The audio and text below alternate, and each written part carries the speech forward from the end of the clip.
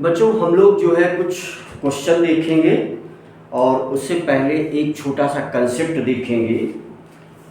जैसे हम लोगों ने अभी जो फार्मूला पढ़ा, एक कंसेप्ट है बच्चों। कंसेप्ट वो ये है कि जो मैग्नेटिक फोर्स है ना, मैग्नेटिक फोर्स मैग्नेटिक फील्ड में जो पार्टिकल का मूवमेंट है उसका सिर्फ डायरेक्शन चेंज कर सकता है ना। तो देखिए हम लोग क्या डिस्कस करना चाहते हैं। हम ये डिस्कस करना चाहते हैं कि कल हमारा पॉइंट क्या है। पॉइंट ये है बच्चों कि हम लोगों ने एक फार्मूला पढ़ा है। फार्मूला क्या पढ़ा है, एक कंसेप्ट है ये छोटा सा। फार्मूला ये पढ़ा था कि भाई F is equal to Q V है ना क्रॉस B। तो ये चीज हम लोगों ने पढ़ा था। इसकी मीनिंग बहुत सिंपल सी है कि vector F perpendicular to vector V and vector F also perpendicular to vector B। तो ये दो चीज पढ़ा था हम लोगों ने। अब इसकी सिंपल सी मीनिंग ये है बच्चों कि भाई देखो, अगर मान लो कि कोई चार्ज पार्टिकल प्लस Q जो कि इस डायरेक्शन में v वेलोसिटी से किसी मैग्नेटिक फील्ड में ट्रेवल कर रहा है ना, इस डायरेक्शन में किसी मैग्नेटिक फील्ड में ट्रेवल कर रहा है, तो निश्चित रूप से इस पर फोर्स जो है इसके परपेंडिकुलर ही हम मान सकते हैं, है ना। तो निश्चित रूप से इसमें जो फोर्स है उसको हम परपेंडिकुलर ही मान सकते हैं। मान लो कि ऐसा जो है कोई एक मैग्नेटिक फील्ड है और इस मैग्नेटिक फील्ड में भाई इस डायरेक्शन में ये कुछ चार्ज पार्टिकल है ना परपेंडिकुलर ट्रेवल कर रहा है, तो इस पर एक फोर्स लगेगा, है ना। तो इस पर एक फोर्स लगेगा। हम चाहे तो अब फोर्स जो लगेगा भाई वो ऊपर की डायरेक्शन में लगेगा, है ना। यहां से अगर हम राइट हैंड पाम रूल ले लें तो ये फोर्स किस डायरेक्शन में लगेगा, ऊपर, और ये भी इससे परपेंडिकुलर ही होगा। तो हम अगर ये बना दें तो भाई ये F जो है ये डायरेक्शन ऑफ वेक्टर F होगा, है ना। तो इसका मतलब कि जो डिस्प्लेसमेंट है ना, डिस्प्लेसमेंट का भी डायरेक्शन, अगर इसमें हम डायरेक्शन बनाएं, अगर देखो B का डायरेक्शन ये है तो डिस्प्लेसमेंट का भी डायरेक्शन प्लस Q चार्ज के लिए यही होगा, है ना, ds। और F जो है वो ये होगा, दिस इज वेक्टर F। अब अगर वर्क डन है ना, वर्क डन अगर हम कैलकुलेट करें तो work done is equal to vector F dot vector ds। तो ये क्या हो जाएगा, ये हो जाएगा F ds cos थीटा, और ये क्या हो जाएगा F ds cos 90 डिग्री, है ना। ये परपेंडिकुलर है, ये बताया गया है।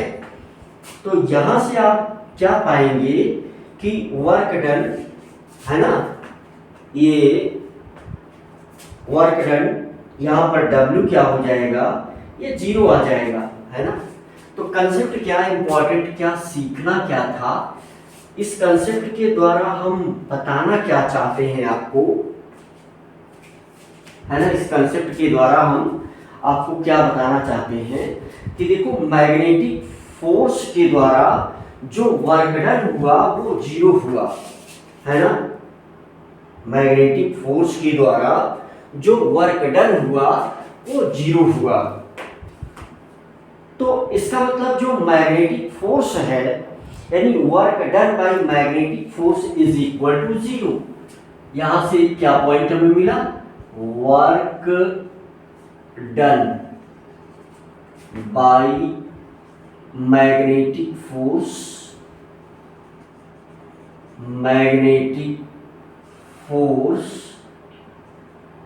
Is equal to zero. अब एक पॉइंट हम सभी लोग जानते हैं वर्क एनर्जी थ्योरम से, है ना। यहां पर देखो since work according to work energy theorem, since है ना, अकॉर्डिंग टू लिखते हैं, according to work energy theorem, according to work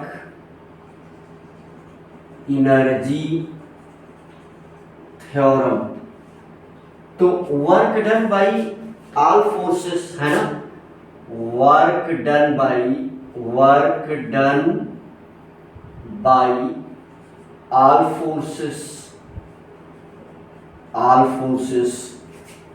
है ना, equal to change in kinetic energy. अब देखो work done by magnetic force तो ये जीरो हो गया। इसका मतलब क्या हुआ, इसका मतलब हुआ कि चेंज इन काइनेटिक एनर्जी ये भी क्या हो गया, जीरो हो गया, क्योंकि work done by force W की वैल्यू देखो जीरो है, इसको जीरो रख दिया। इसका मतलब काइनेटिक एनर्जी जो इनिशियल है, इसका मतलब कि काइनेटिक एनर्जी जो इनिशियल है वही काइनेटिक एनर्जी, है ना, काइनेटिक एनर्जी फाइनल है। अब अगर कोई भी चार्ज पार्टिकल मूव कर रहा है तो चार्ज पार्टिकल का मास तो चेंज होगा नहीं, है ना। ये क्यू चार्ज पार्टिकल का भाई कुछ ना कुछ क्या होगा, मास होगा, तो मास तो चेंज होगा नहीं। और आपको भी पता है कि K is equal to half mv², है ना। तो यहां से क्या दिख रहा है आपको, मास तो चेंज होगा नहीं, है ना, मास डज नॉट चेंज। अगर मास नहीं चेंज होगा तो इसका मतलब वेलोसिटी भी नहीं चेंज होगी, तो मास डज नॉट चेंज। तो यहां से क्या बहुत क्लियर निकल करके आ रहा है मामला कि वेलोसिटी या स्पीड जो है, स्पीड यहां हम कहेंगे तो स्पीड जो है वो क्या होगी, speed is equal to constant. Speed क्या होगी, स्पीड कांस्टेंट होगी। और अगर स्पीड कांस्टेंट होगी तो इसका मतलब क्या हुआ कि मैग्नेटिक फोर्स जो है वो केवल डायरेक्शन चेंज कर सकता है, वेलोसिटी को चेंज नहीं करता मैग्नेटिक फील्ड में, है ना। तो यहां से एक पॉइंट हम लोग लिख सकते हैं कि इस पर्टिकुलर सिचुएशन में, है ना, इस पर्टिकुलर कंडीशन में, तो यहां पर यानी मैग्नेटिक फोर्स, यहां से क्या कंक्लूजन क्या निकला कि magnetic force can change only direction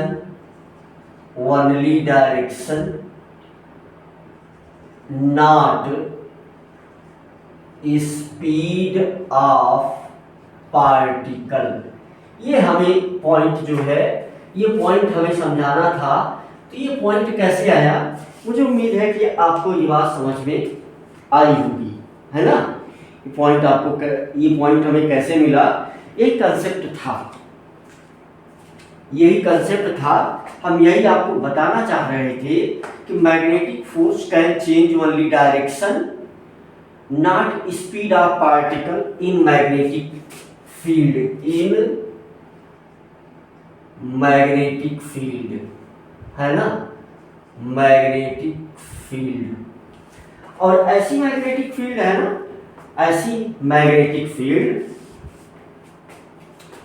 in magnetic field, in magnetic field. अच्छा, यहां से कुछ छोटे मोटे क्वेश्चन भी किए जा सकते हैं, है ना, यहां से जो है कुछ छोटे मोटे क्वेश्चन भी किए जा सकते हैं, है ना। कभी कभी ऐसे बीच बीच के कंसेप्ट पर जो है सवाल दे देता है, और उस प्रकार के सवाल को डील करने के लिए हमें छोटा सा दिमाग ही लगाना पड़ता है, राइट। बच्चों, हम लोग इस पर क्वेश्चन कर लेते हैं। देखो, ऐसे ही कुछ मोटे मोटे कंसेप्ट पर क्वेश्चन कभी कभी बन करके सामने आ जाता है ना। तो ये छोटा सा कंसेप्ट आप देख सकते हैं। तो क्वेश्चन देख लो, क्वेश्चन ये है, question, a moving charge is projected, a moving charge is projected in a magnetic field, है ना। A moving charge is projected in a magnetic field, B is equal to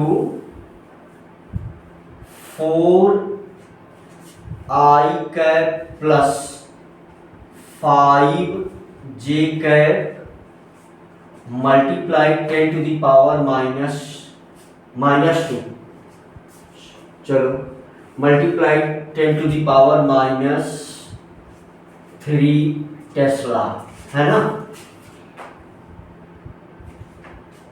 and this charge particle accelerate at, and this charge particle accelerates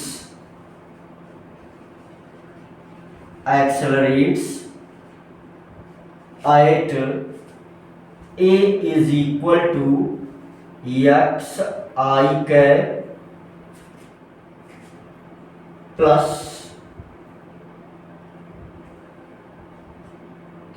2J cap, right. यहां पूछेगा find x, है ना। अब ये full stop, find x, तो यहां पर 4 option दे दिया गया। ऑप्शन जल्दी से आप देख लो,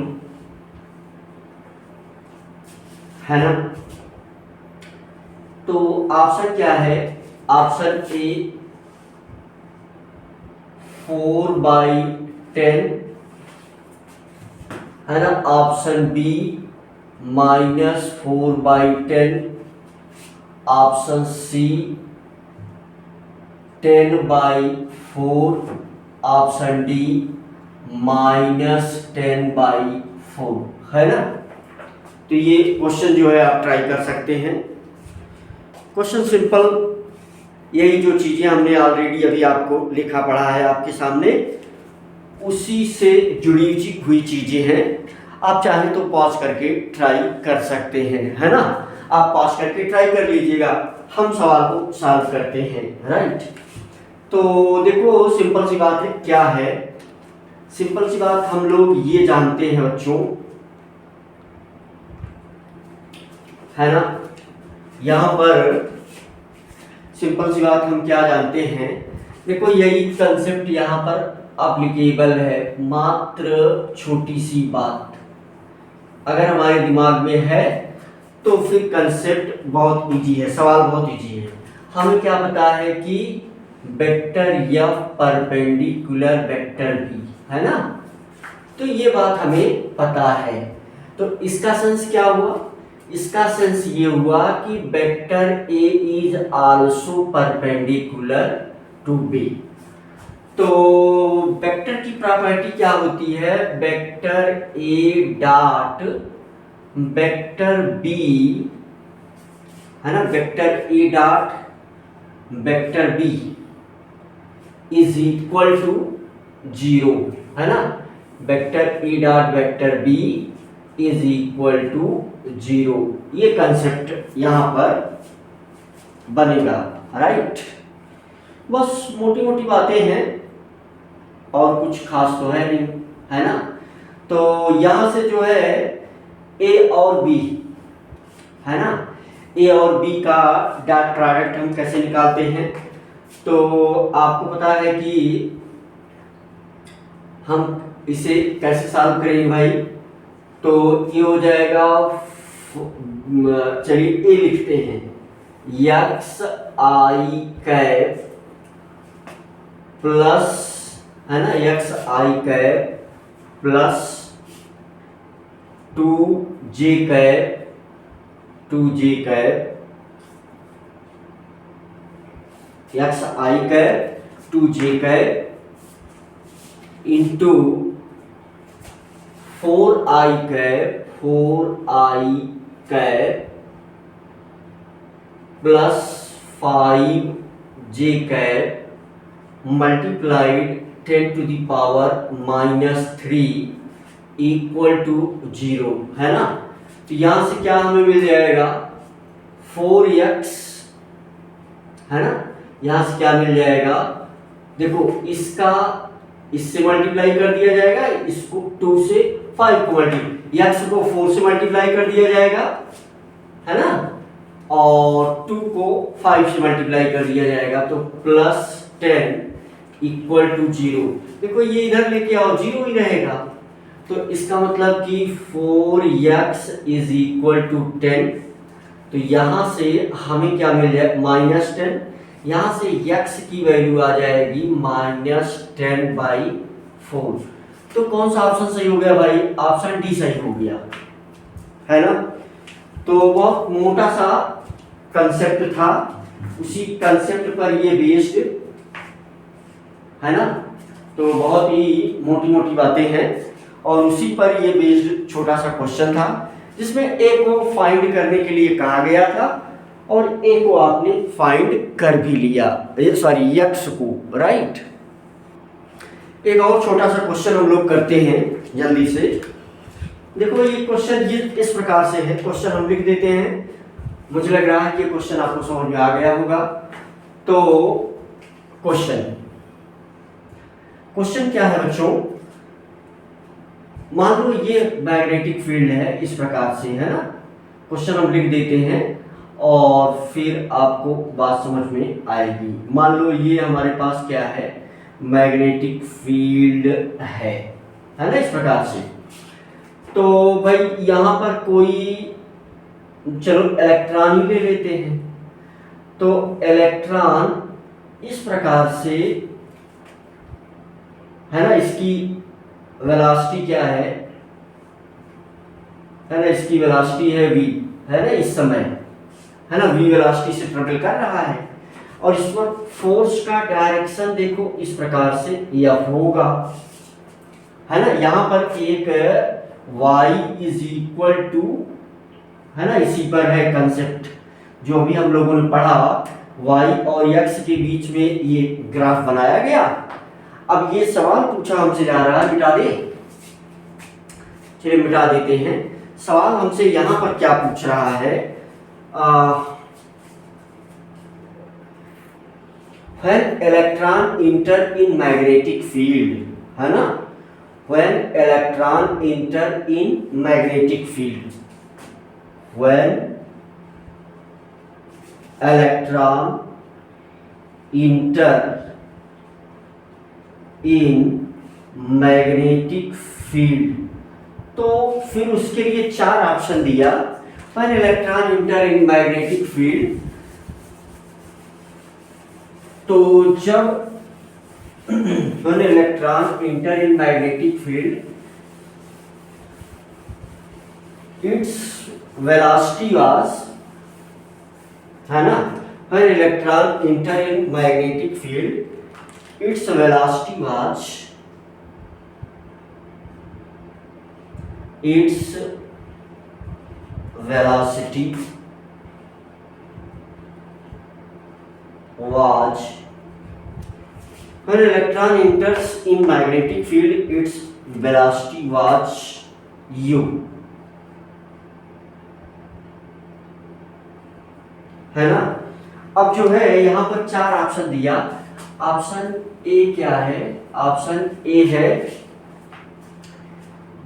u ग्रेटर देन u, है ना।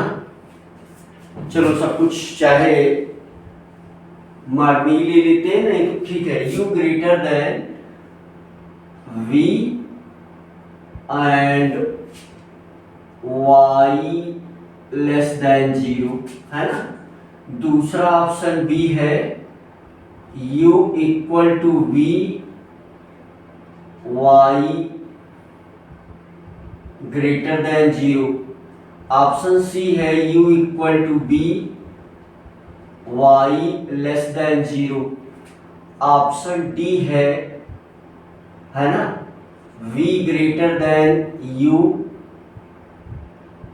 y less than 0। तो ये इस प्रकार से भी सवाल कभी कभी मोटे मोटे सवाल ऐसे पूछे जा सकते हैं। अब है इसमें दिमाग भी लगाना, छोटी छोटी बातें हैं, जैसे अगर हम सोच ले जाएं तो काम बन जाएगा और टफ भी नहीं लगेगा। अगर नहीं सोच पाए भाई तो टफ भी लगेगा, काम भी नहीं बनेगा, है ना। तो इसलिए मोटी मोटी बातों को आप ऐसे समझ सकते हैं, जान भी सकते हैं। चलो देखते हैं कैसे सॉल्व करेंगे। देखो सोचने वाली ही बातें हैं, है ना। अब चूंकि जो ऑप्शन दिया रहता है वो मीन ये करता है एग्जामिनर की क्या प्रोबेबिलिटी बच्चे के दिमाग में चल रही है ना। तो अभी तक जो आपने सीखा उससे आपको क्या पता चला कि भाई देखो, जैसे कि ये है, मान लो इलेक्ट्रॉन इस डायरेक्शन में मूव कर रहा है, करंट इस डायरेक्शन में मूव करेगी, यानी राइट हैंड पाम रूल लगाना है तो ऐसे लगाएंगे, है ना। अब जिस पॉइंट पर वो इंटर कर रहा है, ठीक, अब वो अगर घूमेगा तो निश्चित रूप से उस पॉइंट को अगर हम जीरो लें तो नीचे ही जाएगा, क्योंकि फोर्स तो नीचे ही लग रहा है। भाई करंट का डायरेक्शन ये होगा, अगर करंट का डायरेक्शन ये होता, क्योंकि इलेक्ट्रॉन जिस डायरेक्शन में मूव कर रहा है उसके अपोजिट डायरेक्शन में करंट मूव करेगी, है ना। तो इसका मतलब कि करंट ऐसे होगी और ये पार्टिकल नीचे की तरफ कुछ ऐसे इस प्रकार से ये यहाँ पर अब जो भी हो तो कुछ ऐसे डायरेक्शन में ये मूव करेगी, है ना, ये करेगा। तो इसका मतलब कि एक सीधी सी बात ये हुई कि जैसे जैसे डिस्प्लेसमेंट होगा, है ना, y जीरो से नीचे आएगा, इसका मतलब y इज लेस देन 0। एक ऑप्शन तो ये सही है, एक बात। और अभी अभी हमने क्या सीखा कि स्पीड कांस्टेंट रहती है, तो y जो है लेस देन 0 भी होगा और u और b चेंज नहीं होगी। तो इसलिए ऑप्शन सी जो है, देखो इसमें कुछ सॉल्व नहीं करना था, इसमें सिर्फ कंसेप्ट को देख करके, इसमें कुछ भी हमको न्यूमेरिकली सॉल्व नहीं करना है। अब हमारे दिमाग में कंसेप्ट क्या है कि भाई मैग्नेटिक फील्ड इसकी वेलोसिटी को चेंज ही नहीं करेगा, सिर्फ डायरेक्शन को बदल पाता है। अभी अभी हम लोगों ने देखा, है ना, अभी अभी हम लोगों ने क्या देखा, अभी अभी हम लोगों ने ये देखा कि मैग्नेटिक फील्ड किसी भी चार्ज पार्टिकल की वेलोसिटी को चेंज ही नहीं कर पाता। इसका मतलब जिससे वो एंटर किया था u से और इस समय जो v है ये दोनों इक्वल है ना। और सिंपल सी बात है कि जब ये मूव करेगा तो हमारे पास कंसेप्ट जैसे ऐसे हम लगाते राइट हैंड पाम रूल, है ना, अंदर के डायरेक्शन मैग्नेटिक फील्ड है, लेकिन ये तो इलेक्ट्रॉन का मूवमेंट है। इलेक्ट्रॉन के मूवमेंट के डायरेक्शन के अपोजिट डायरेक्शन में करंट मूव करती है, तो हमको अपने राइट हैंड पाम को ऐसे लगाना पड़ेगा, यानी फोर्स नीचे लगेगा। तो ये जो है कुछ इस प्रकार से, है ना, फोर्स नीचे लगेगा तो इस प्रकार से इसका मूवमेंट होगा, है ना। तो करंट का मूवमेंट तो अपोजिट रहेगा ही, है ना। तो इस प्रकार से हमें क्या मिल रहा है कि जहां जिस पॉइंट पर इंटर किया होगा, मान लो ऐसे दिमाग लगाओ, मान लो यहाँ पर जो है भाई यहाँ इंटर किया होगा, मान लो इस पॉइंट पर, अब इमेजिनरी ही है, मान लो इस पॉइंट पर, तो हमेशा देखो ये y की वैल्यू ये इससे नीचे ही जाएगी। जैसे ही वो इंटर करेगा तो ये नीचे ही खिसकेगा, तो इसीलिए y लेस देन 0 है। इसमें हमें ज़्यादा कुछ भी नहीं करना था, इसमें हमें सिर्फ अपनी सामान्य बातें सोचना था और जो कंसेप्ट हमने सीखा है बस उसको अप्लाई कर देना था, उससे ज़्यादा कुछ भी नहीं करना था, राइट। अब हम लोग नई चीज़ देखेंगे। नई क्या है तो बहुत पुरानी, अब चूंकि हम यहाँ पर जो पढ़ा रहे हैं तो अब अगली हेडिंग हम लोग देखेंगे। क्या देखेंगे बच्चों? Path of charge particle in uniform magnetic field. हमारी हेडिंग क्या है? हेडिंग है, अब इसमें कई केस बनेंगे। पाथ ऑफ चार्ज्ड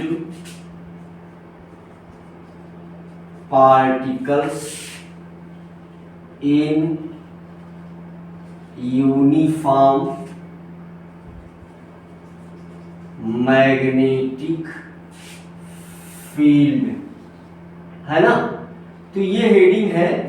अब इसमें कई केस बनेगा, सारे केस हम लोग डिस्कस करते हैं। बहुत सारे केस इसमें बनते हैं और इससे सवाल भाई बनता है तो सब सरल, लेकिन थोड़ा सा केस अगर इधर उधर कर देता है तो सिर्फ सोचना चाहिए, बस सोचने से काम बन जाता है। अगर हम खुले दिमाग से उस चीज को सोच रहे हो तो काम बन जाता है भाई, है ना। अगर हम अपने ओपन माइंड से उन चीजों को सोच रहे हो तो काम बन जाता है सर। कैसे काम बन जाएगा देखो जरा। केस 1 है ना, तो इसमें कई केस बनेंगे, एक एक केस करके हम लोग देखेंगे।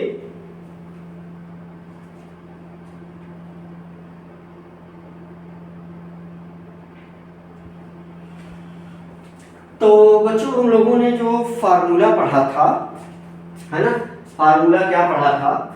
F इज इक्वल टू, देखो F is equal to Q V, है ना। तो this F is equal to Q V sine theta, है ना। तो अब देखो अगर थीटा की वैल्यू 0 हो गई, है ना, अगर थीटा की वैल्यू 0 हो गई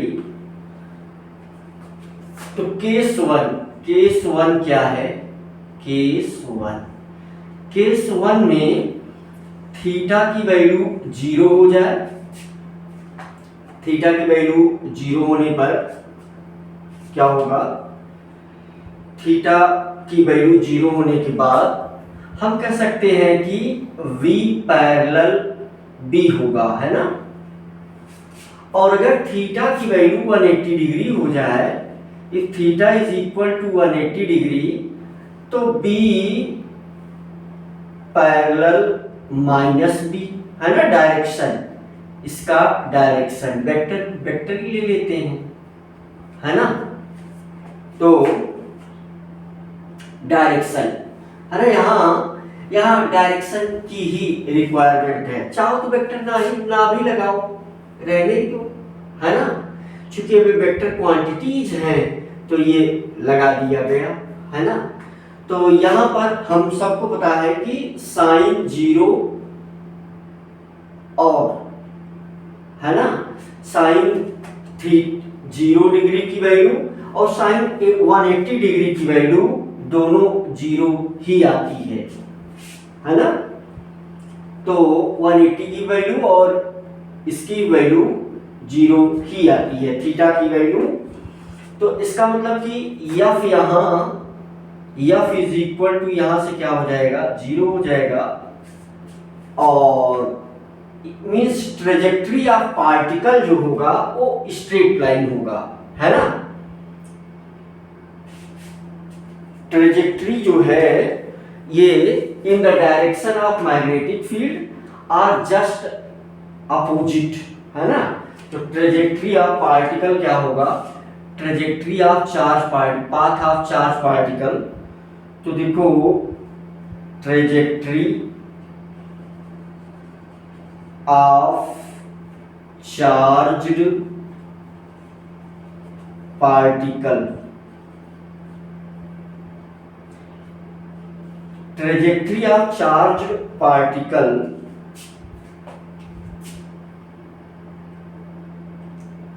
इज स्ट्रेट लाइन, है ना। Trajectory of charge particle is straight line, is in straight line, is in straight line. तो स्ट्रेट लाइन में होगा या टूवर्ड, है ना, टूवर्ड या तो बी के पैरेलल होगा, बी के ही डायरेक्शन में होगा, यानी इस केस में या जस्ट अपोजिट होगा, जस्ट अपोजिट डायरेक्शन में 180 डिग्री एंगल बन जाता है। तो इसका मतलब कि, है ना, मोशन ऑफ पार्टिकल। तो यहां से क्या चीज मिल जाएगी, दो चीज मिल जाएगी कि टूवर्ड यानी बी का डायरेक्शन और वी का डायरेक्शन सेम है, टूवर्ड बी, या जस्ट अपोजिट बी, जस्ट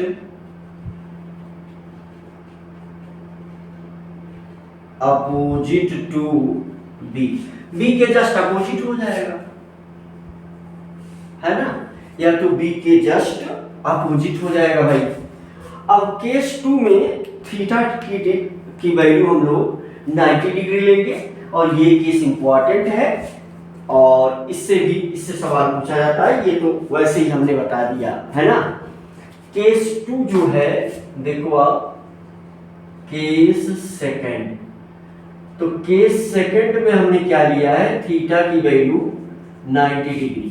तो सामान्य रूप से आप ऐसे देख सकते हैं, देखो ये जो है हमारे पास क्या है, कोई मैग्नेटिक फील्ड है और मैग्नेटिक फील्ड का डायरेक्शन भी जो है बहुत साफ साफ नजर आ रहा है कि इनवर्ड ही है ना। अब पॉजिटिव चार्ज पार्टिकल की हम बात करेंगे, है ना, पॉजिटिव चार्ज पार्टिकल की हम बात करेंगे। तो पॉजिटिव चार्ज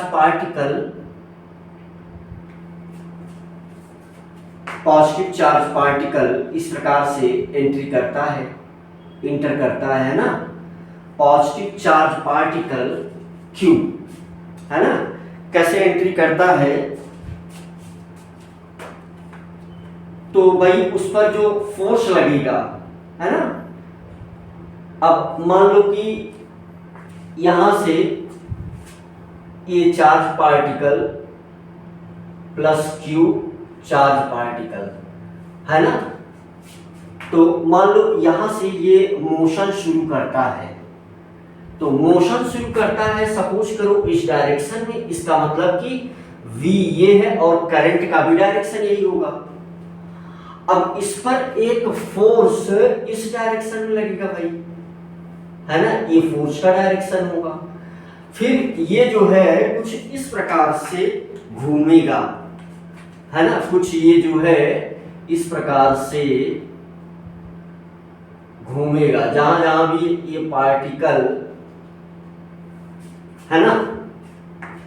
तो क्योंकि देखो वेलोसिटी तो इसकी इस डायरेक्शन में है, फोर्स अपवर्ड लगेगा, देखो इस प्रकार से, है ना।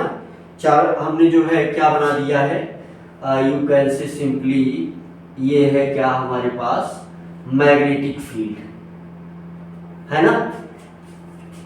तो ये इस प्रकार से घूमेगा और हर जगह जो चार्ज पार्टिकल प्लस Q है इस पर इस डायरेक्शन में फोर्स लगेगा, यानी ये F जो है सेंट्रीपिटल फोर्स के जैसा काम करेगा भाई, इस प्रकार से, है ना, प्लस Q ये डायरेक्शन में सेंट्रीपिटल फोर्स के जैसा काम ये करेगा।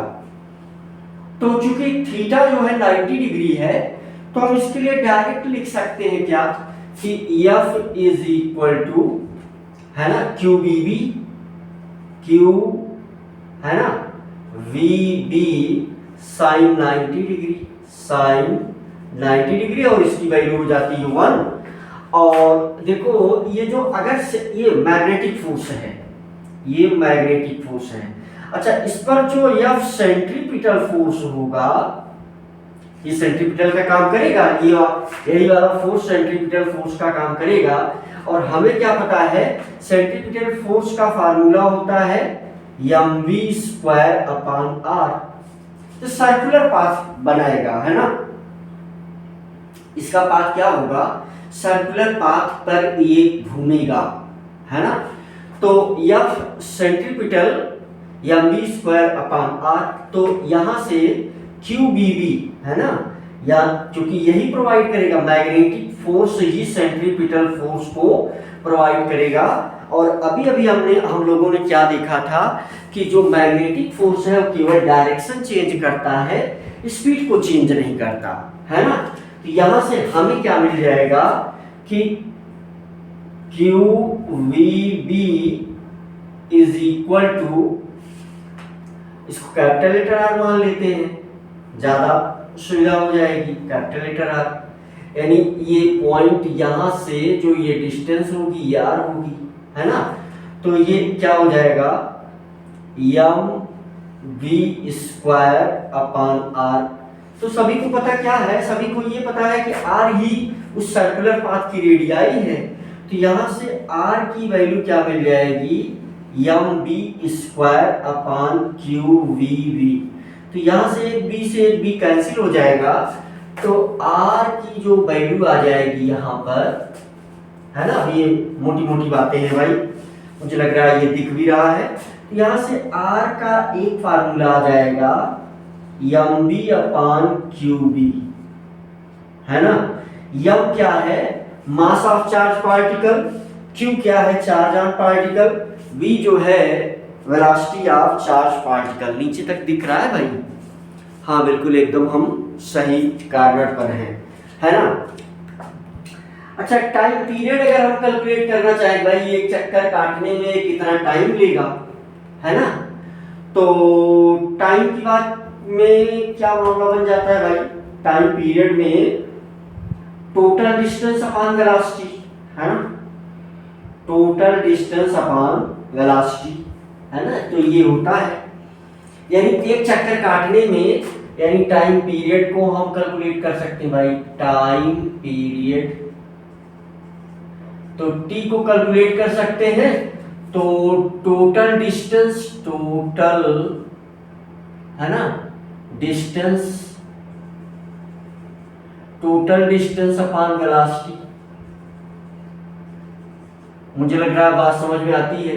तो देखो जो टोटल डिस्टेंस है ये वही सरकमफेरेंस होगी, है ना। तो total distance will be equal to circumference,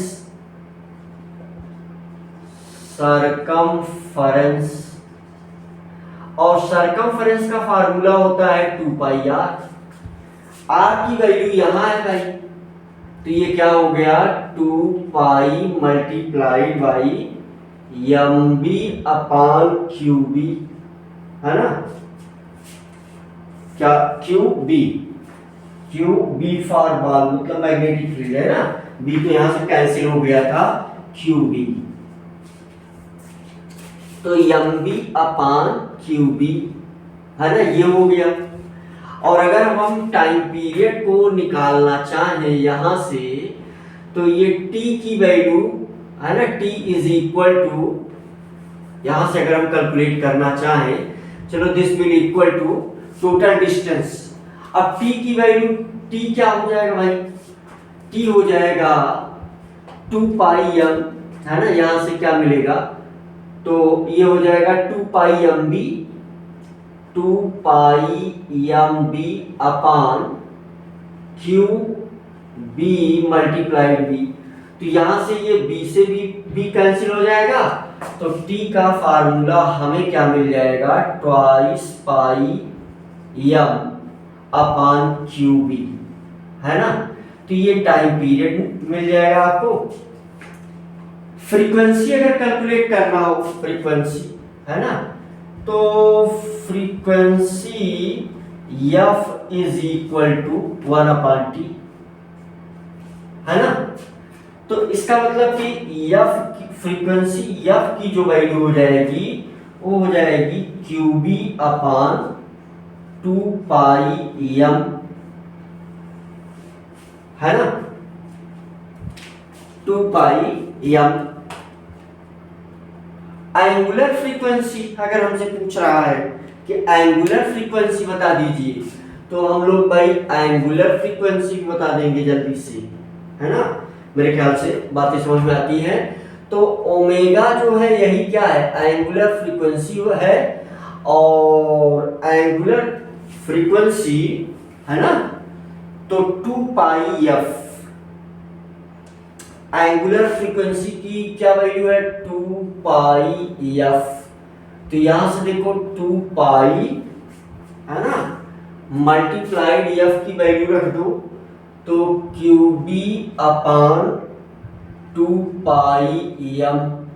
तो 2 पाई से 2 पाई कैंसिल, इसका मतलब omega is equal to Q B upon M, है ना। ये क्या है, ओमेगा एंगुलर फ्रीक्वेंसी है भाई। बहुत मोटी मोटी बातें मैं कर रहा हूं, लाइट चली गई, है ना, लाइट चली जाती है बच्चों बीच बीच में।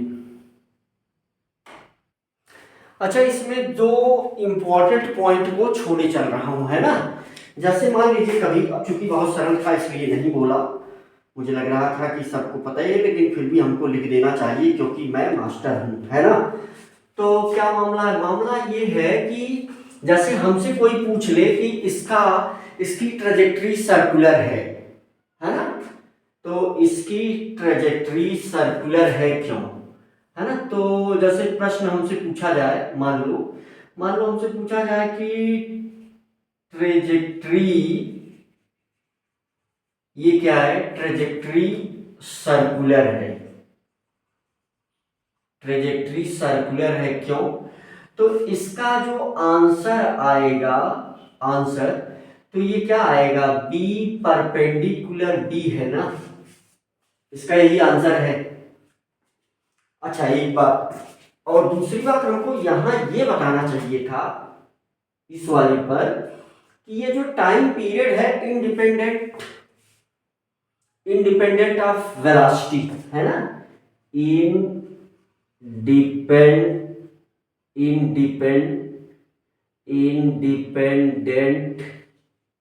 Independent of velocity of positive charge particle, है ना।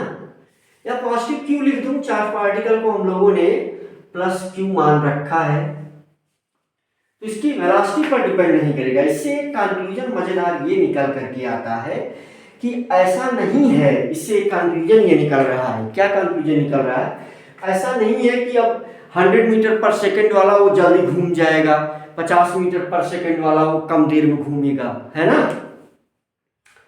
मान लो यहां से देखो, और यहां से भी देखो कुछ कंक्लूजन निकल रहा है। क्या कंक्लूजन निकल रहा है, अगर चार्ज का अमाउंट कम है तो बड़ा सर्कुलर पाथ होगा, रेडियाई बड़ी होगी, और चार्ज का अमाउंट ज्यादा है तो छोटा सर्कुलर पाथ होगा, रेडियाई छोटी होगी।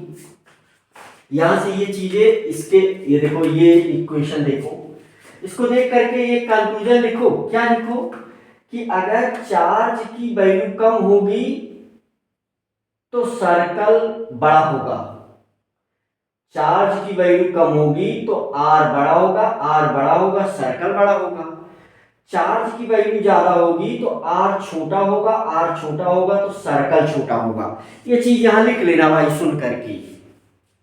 यहां से क्या लिखोगे, यहां एक चीज लिख लेना, क्या लिख लेना कि भाई कोई 50 मीटर पर सेकंड की स्पीड से चल रहा है, कोई 100 मीटर पर सेकेंड की स्पीड से चल रहा है, चार्ज पार्टिकल, है ना। मास दोनों का सेम है, चार्ज दोनों पर सेम है, मैग्नेटिक फील्ड सेम है ना, यम सेम है,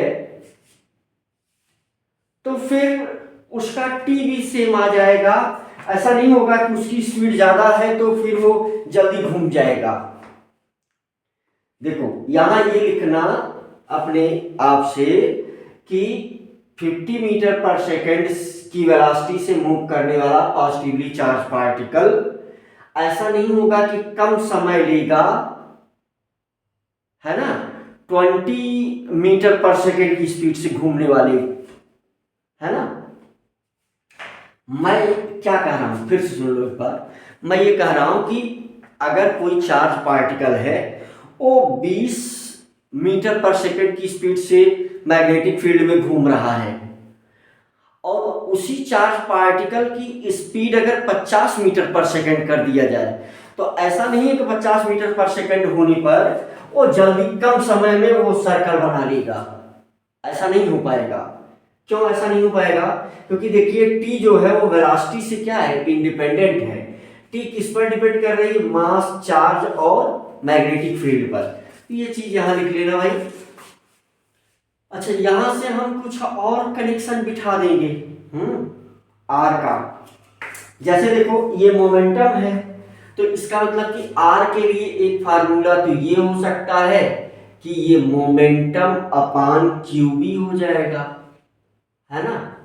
आर के लिए तो एक चीज ये भी मामला बन जाएगा, है ना। मुझे लग रहा है कि बातें समझ में आती है। अब जरा देखो काइनेटिक एनर्जी, हमें क्या पता है, since kinetic energy, kinetic energy को नॉर्मली हम किससे रिप्रेजेंट करते हैं? के से। हमें पता है हाफ एम वी स्क्वायर। क्या बात क्लियर है? Kinetic energy is equal to half M V square. यहां से देखो हम क्या लिख सकते हैं, 2k is equal to M V square, मेरे ख्याल से लिख सकते हैं। इसी 2 को यहां लेकर चले गए हम। अच्छा, एक बात यहां पर आप ये भी जानते हो, ये कोष्ठक में क्या जानते हो कि P is equal to M V. देखो V is equal to P upon M, यहां से V square is equal to P square upon M square. ठीक है, तो B स्क्वायर की वैल्यू ये रख देते हैं, तो देखो 2k इज इक्वल टू क्या मिल जाएगा, यहां से विचार करो, 2k is equal to M multiplied V square की जगह पर देखो ये रख दो, तो P square upon M square, यहां से ये कैंसिल हो जाएगा, तो यहां बचेगा एम से यहां मल्टीप्लाई कर लो, तो 2km is equal to P square. यहां से तुम्हें क्या मिल जाएगा, P is equal to under root 2km। देखो यहां पर P की वैल्यू रख दो, तो R का एक नया इक्वेशन और आ जाएगा जो इंपॉर्टेंट है, जब कभी किसके रिस्पेक्ट में पूछा जाएगा, काइनेटिक एनर्जी के रिस्पेक्ट में। तो देखो यहां से मामला क्या हो जाएगा, जरा ध्यान दो, R is equal to root 2km upon Q B. तो एक फार्मूला R का ये भी हो जाएगा। देखो R मिलने से हमें मैक्सिमम चीजें मिल जाती है ना, R मिलने से हमको मैक्सिमम चीजें क्या होती हैं, मिल जाती हैं। तो इसीलिए हम घूम घुमा करके R ही निकालने का प्रयास कर रहे हैं, राइट। अच्छा देखो यहां पर कभी कभी ये भी प्रॉबिलिटी सामने आएगी कि कोई भी चार्ज किसी पोटेंशियल डिफरेंस की वजह से एक्सेलरेटेड है ना। कोई भी चार्ज यहां देखो, कोई भी चार्ज इफ